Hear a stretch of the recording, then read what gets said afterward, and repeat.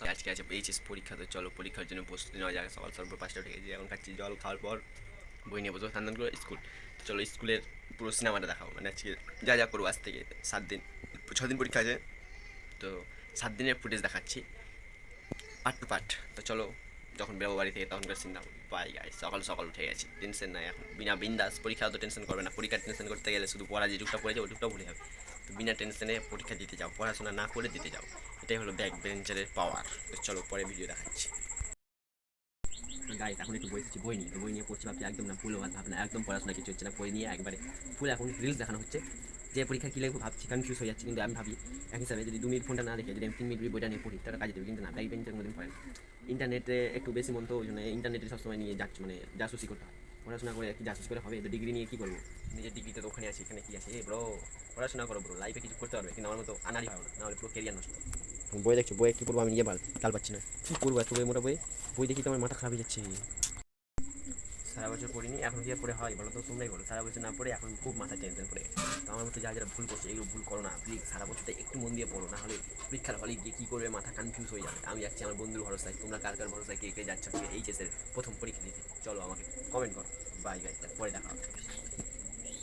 তো এখন বর্তমানে আমি বসে আছি, তো বসে বসে ভাবছি যে চুলের একটু হেয়ার কাটিংটা কেমন হবে। তো এমনি তো পরীক্ষা আছে, অনেক মেয়ে চ্যানেলের ব্যাপার আছে, বুঝতে পারছি, একটা পটাবার ধান্দা নিচ্ছি। তো ভাবছি বন্ধুর আশা করছি, একটা বন্ধু চলে গেলো সাইড দিয়ে, বন্ধু আছে এলো প্লেনে যাবে, আর আমাদের বাবু টোটোতে যেতে হবে, আর বন্ধু এলো প্লেনে যাবে, বন্ধুর ব্যাপার সব আলাদা, তো আমার ব্যাপার সব আলাদা। তো ওইটাই ভাবছি আর বসে বসে মাথা করে বলি।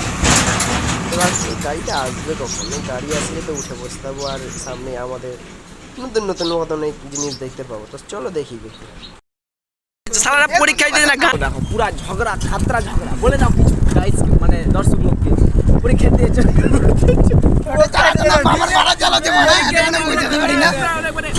কিছু বলার নেই একবারে।